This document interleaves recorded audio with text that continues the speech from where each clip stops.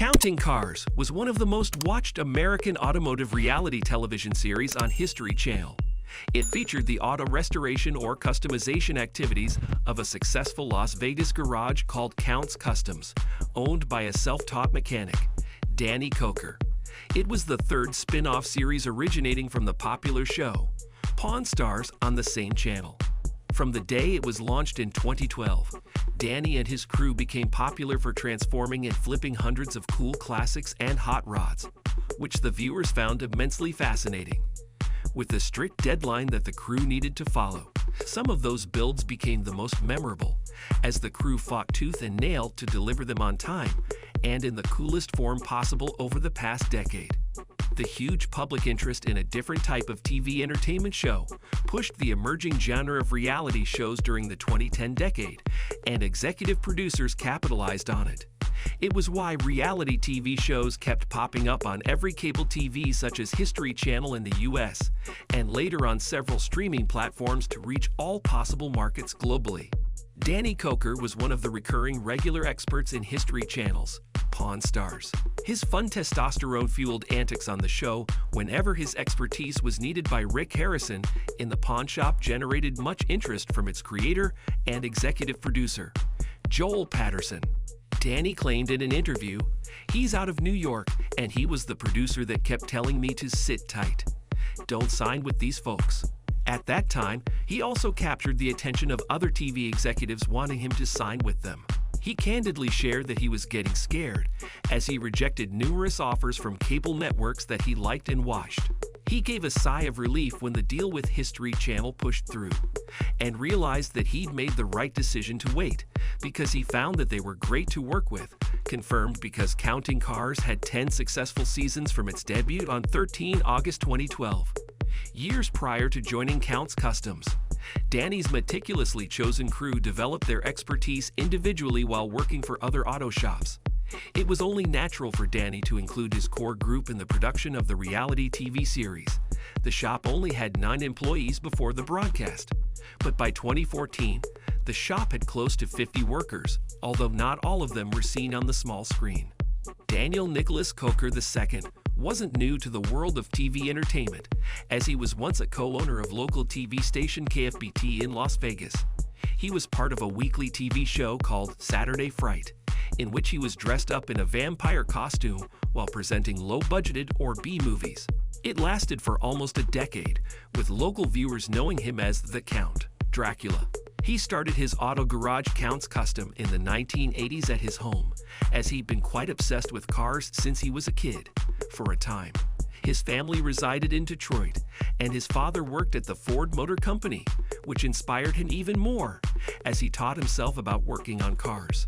Other people became interested in his builds, and he started accepting projects, beginning as a passion and later becoming a successful business. Danny kept it going with his best friend and gearhead, Kevin Mack, the level-headed one who made sure that Danny wouldn't go over budget with his projects. They were joined by many experts in the field of the auto building industry. Ryan Even, the resident painter who often assisted Danny when creating designs for their builds. Mike Henry, another airbrush expert who earned the nickname Horny Mike, as he loved to put horns in his designs. Shannon Icall, the bike department manager and master builder. Scott Jones, the bookkeeper who with Kevin Mack budgeted so that the shop would generate enough profit, and Rolly Sabo, the garage's detailing expert. Just like a regular drama series, reality TV also puts so much emphasis on the climax of an episode, which producers and directors called the wow moment or the money shot. In the auto restoration genre, it usually occurs whenever garage owners reveal their newly refurbished or customized vehicle. The camera would switch between the vehicle and the client's reaction. Sometimes it was presented as the climax or the highlight of an episode. At other times, it was just the end of one strand of the whole narrative. After every car reveal, a new episode would feature another challenge for Danny and his talented crew. Here are the top 5 most memorable builds in Counting Cars.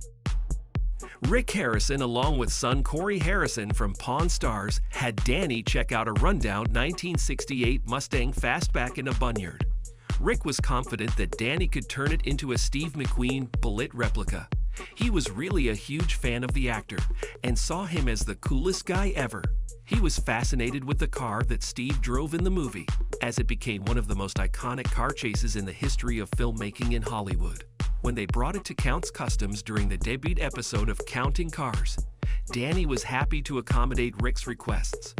Although the car was so dilapidated that Corey couldn't visualize it to be something as cool as the one used in the movie, Danny informed them that the first thing to do was to strip the car bare down to its metal frame. It must have a factory Highland green paint job scuff to present a more matte appearance. The interior would all be in black. Danny estimated that it would cost $15,000 to $20,000 to make it bullet-like. Rick said okay, but was hoping it wouldn't go beyond $15,000, since he'd already paid $12,500 for the car and believed that it could be worth $40,000 to $50,000 when it was done. However, when the crew got to work on the car, it seemed that someone had glued the red upholstery to the console and the rest of the interior, which meant that they needed to replace everything inside, as nothing was salvageable. Bookkeeper Scott said that Danny was way off the estimate he gave Rick. When they were finished with the Mustang, Danny cunningly made sure to let Rick take it for a test drive first before he told him the bad news, that they'd spent $22,000 on it. It didn't matter anymore to Rick, as he was overjoyed by the feel of his new Mustang Fastback. During the final episode of the first season, Danny was extremely excited to be chosen to work on a 1979 Stutz Ivy Port, previously owned by the two-time Grammy Award winner, Barry White. Most of the icons in Hollywood, such as legendary members of the Rat Pack and his favorite, Elvis Presley, owned this type of automobile, which was why most people referred to it as the Car of the Kings. Barry's widow, Gloria White, happened to be close to Danny and sought his help in looking for the last car Barry drove before he died. They found the car, but the story of how it happened was confusing. In an interview with Apex Automotive magazine, Kevin said that they found it accidentally while filming because they made a wrong turn. In the TV series, the producer probably wanted the moment to be a little bit more interesting and made it seem that Ryan might have seen a Stutz somewhere in the downtown area but wasn't sure if it was the same car. It didn't really matter how they found it. The real concern was being able to acquire it. When Danny first saw it in someone's garage, nobody was home, but they left a note to inform the owner that he wanted to purchase it. When they met the current owner, they learned that she wasn't so fond of it because it wasn't the type of car that she wanted to drive. The only reason it was in her possession was because it was some sort of payment for a debt to her. She wasn't aware that it was once upon a time Barry White's car. Danny haggled and bought it for $8,000, which some said they overpaid, but when Gloria heard of it, she didn't mind. Originally, the 1979 Stutz cost around $70,000, customized depending on the owner's preference. Barry's widow gave specific instructions to keep it as original as possible when they restored it, but the Counting Cars crew was challenged with the task as most of the bespoke parts were difficult to find. They repainted it in pearl white with root beer brown on the lower part. The finished product made Gloria emotional, saying that she could just see Barry in it. It was in the third season of Counting Cars when Kevin Mack advised Danny Koker that he needed an intervention. Why? It was because the Count's Customs garage owner spent $16,000 for a 1976 FM motorhome that he wanted to pimp up without thinking of the cost, to build the perfect tour bus for his band. And yes, he did have one at that time. Danny said that he liked it just the way it was designed, but he had grandiose plans for updating it. The interiors would be full of purple and cheetah prints along with a new generator, air conditioner, flat screen TV, and satellite upgrade. Kevin said that all of those things would cost so much money. Plus, the windshield had a major crack so needed replacing, which Danny omitted to mention was quite rare and expensive. The expense was acceptable to Kevin until the Count dropped the bombshell. "I'm gonna paint the whole outside." They argued since it would cost them around $50,000 that they didn't have. Danny was in denial and told him that he wouldn't be that crazy with the promise that he would stop at $35,000. Kevin said that it was the ultimate example of bad business. Eventually, when everything was said and done, the upgrade cost the garage a whopping $50,000 just to fulfill Danny's dream, back when he was 8 years of age traveling with his family. Kevin couldn't stop Danny, even if they agreed that the reason he was involved with the garage was to protect his best friend from his ridiculous ideas. However, Danny was immovable. When they couldn't find enough money to fund the project, he sold one of his cars.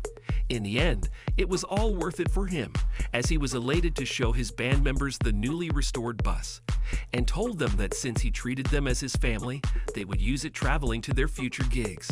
Top 2. 1955 Chevy Gasser at SEMA. The moment Danny heard that there was a booth specifically dedicated to old-school Gassers at SEMA, he said challenge accepted, as he wanted a Kustom's Gasser car in the event.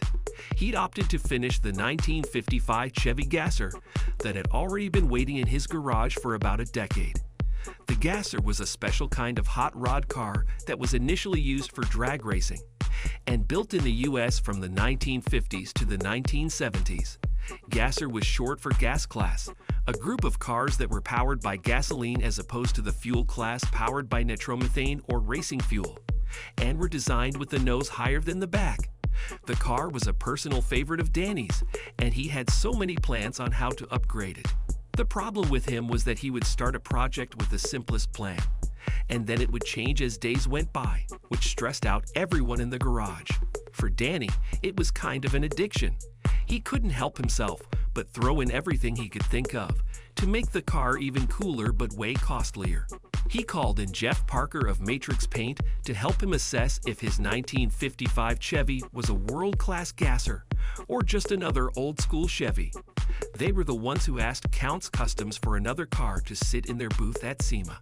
To their delight, Jeff was astonished by the finished product, as Danny and his crew went all out with it, instead of just polishing it as originally planned.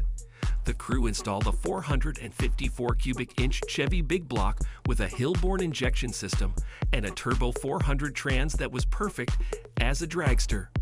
At the same time, it had the luxury of having that paint job and overall design to be a show car with a license that could turn heads, which it truly did when it was presented during SEMA 2018.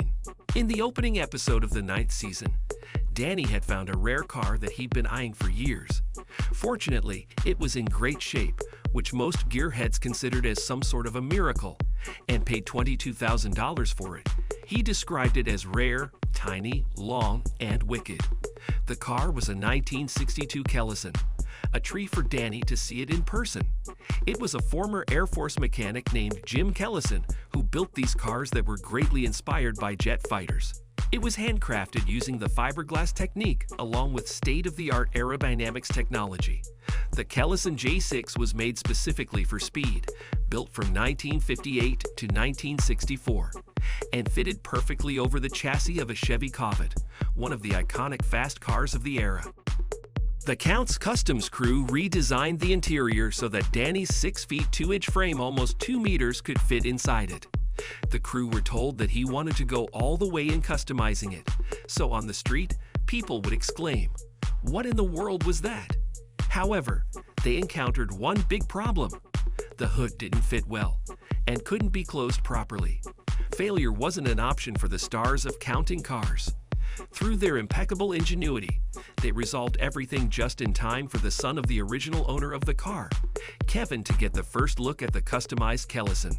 Apparently, Kevin contacted them when he immediately recognized it after Danny posted it on his social media account, saying that there were some things in there that he'd helped his dad fabricate when he was in his teens.